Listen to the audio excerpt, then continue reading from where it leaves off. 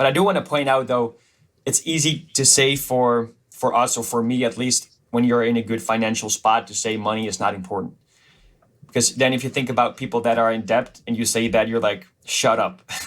Like, I'm Yeah. working my ass off 80 hours a week to pay my bill, and I have no time for anything else. So money is important. So it's really hard to draw that sketch of like, when is it important and when is it not? When you're in a bad place, you're more drawn to that, and which makes sense. So it's really easy for me to say, yeah, money is not important. But yeah.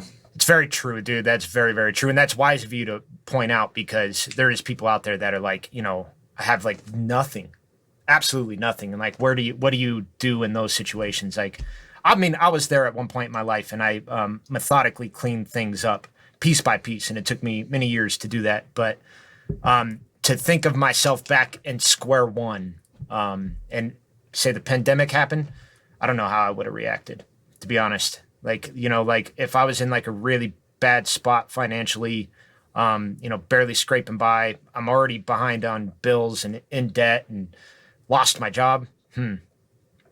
Sympathize with those people. Like, those are the people Exactly. we need to think about. Like, those are the ones that we need to keep in the forefront and try to like at least be sympathetic towards them.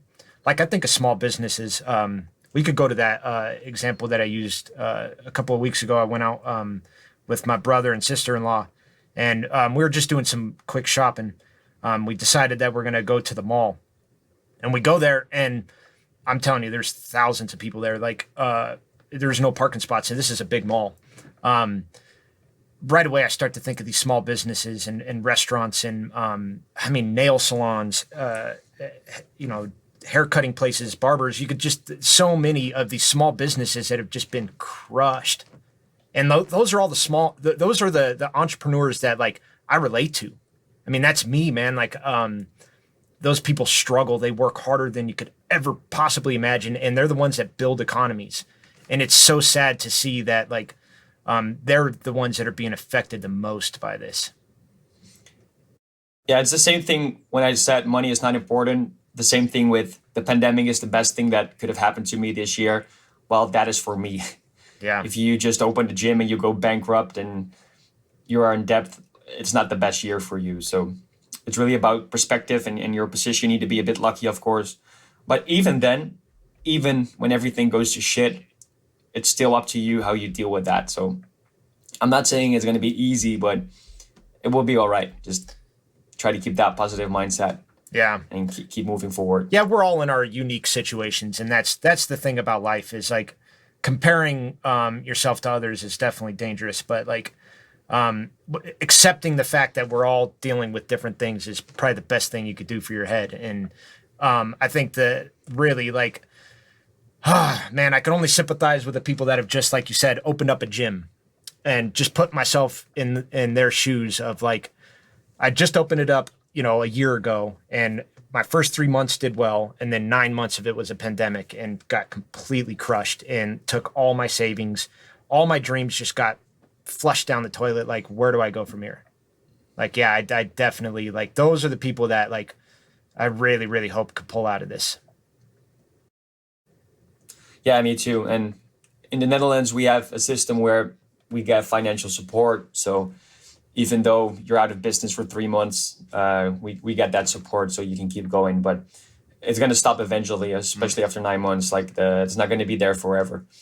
So that really sucks. Yeah, But to get back on that topic of money is not important, I think I would say that that's for people that are already wealthy and healthy. So if you're in a place where you have an okay job and you can buy food and you have a roof over your head and you have family and you can do your passions every day, like, then it is, I would say money is not an important factor anymore.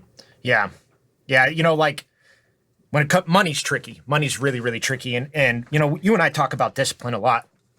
Discipline should be the biggest thing you have in your finances, because especially now, for example, say that you have lost half your income. Like, what do you do there? Well, you're going to have to look at all of your finances in detail, especially like how you eat, how you shop for clothes, and all these things. They're going to have to somehow be cut in half. And that's how I would think of it, is like, if my income got cut in half, I got to cut everything else in half. How am I going to do this? And you got to be smart about this. And like, there is a lot of people out there that aren't.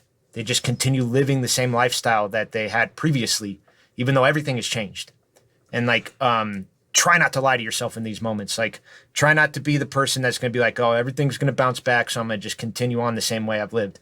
If things change, you must change. And like you said, this is all based on the response, so just try to respond accordingly.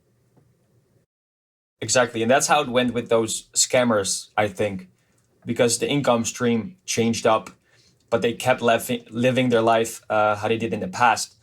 Well, it's going to mess you up financially because a stream of income disappeared, but you're still living your glamorous, rich lifestyle. Well, it's going to add up after a year.